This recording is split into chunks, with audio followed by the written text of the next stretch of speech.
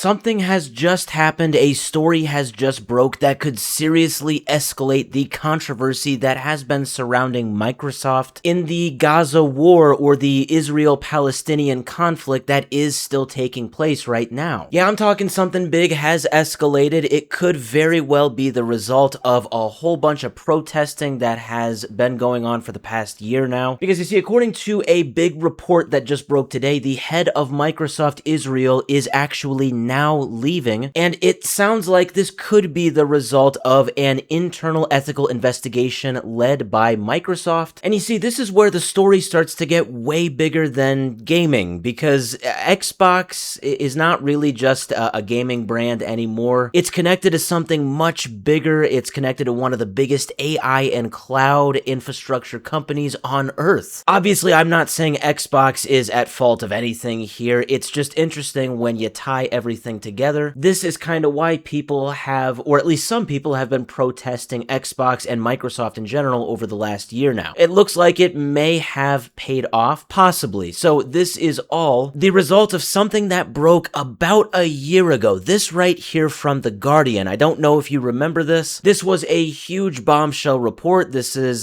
something that said Microsoft deepened ties with Israel military to provide tech support during Gaza war. Basically, this was the summary of a series of investigations by The Guardian, which was huge because the general consensus that came out from The Guardian, what they seemed to be alleging was that Microsoft allegedly expanded its relationship with the Israel military during the Gaza war, and this was all through something called Azure, A-Z-U-R-E. This is the Azure Cloud Infrastructure. Now, Microsoft Azure is basically Microsoft's cloud computing platform. It uses the cloud, it uses AI, and the allegation, is that Microsoft was basically allowing Israel to use these services maybe at a more ramped up pace during the Gaza war. Basically, because of this, the allegations were essentially that Microsoft was kind of helping out Israel in this war, in this conflict. And people obviously did not like that very much. A company that is kind of focused on tech and entertainment, it's like, what was going on here? Like, why did they have to have a part in this war? Allegedly, of course. And so, because of all of that, the Palestinian-led BDS movement, which is Boycott, Divestment, Sanctions, that's what that stands for. It's a big movement basically to boycott a bunch of companies that might be supporting in some way the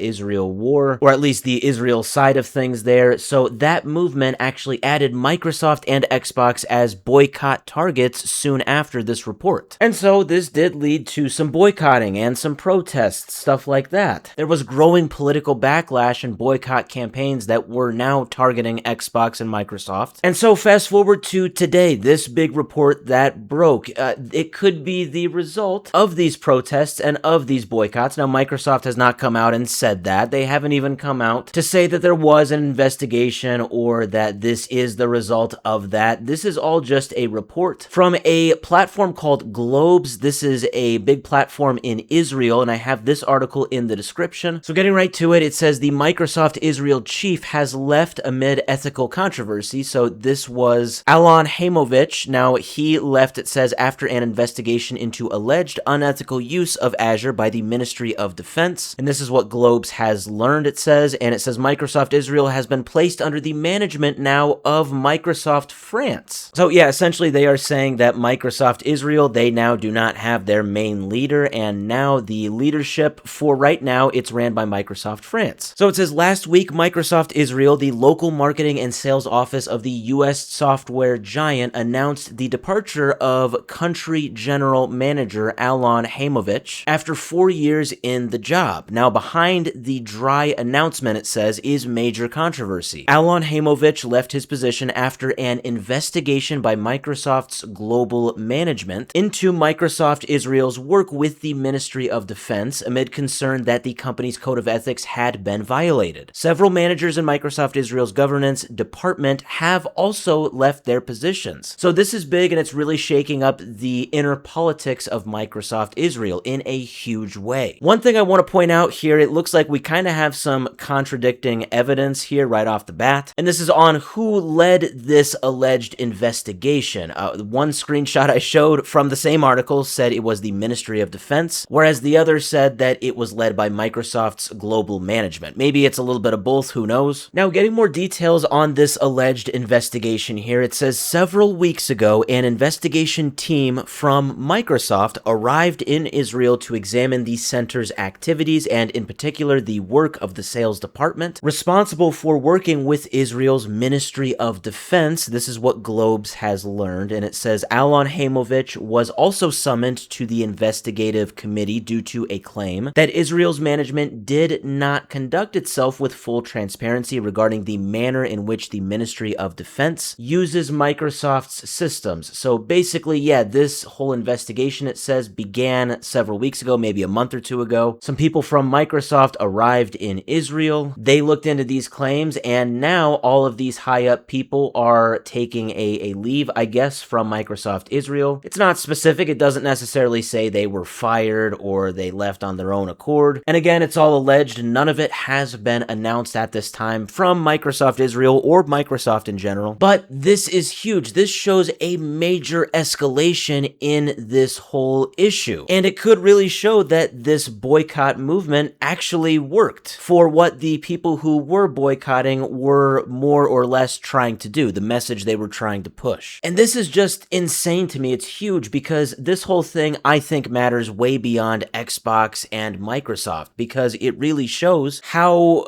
gaming companies and tech companies are becoming a part of like big political battlegrounds, and they're even being involved in one way or another in like actual global conflict. Obviously, it shows now that Microsoft is not just the tech company that, you know, builds computers and Xbox. For better or for worse, they are much more than that. They consist of the Azure cloud, big AI infrastructure, stuff like that. They are one of the biggest corporations in the world, and things like this, well, they can even be involved, it looks like, allegedly in global conflicts. And now, this has really shaken things up, and we will, I guess, now see how Microsoft is now affected after allegedly Microsoft Israel had its management and the very important people in its staff kind of more or less shaken up, well, I'd say big time.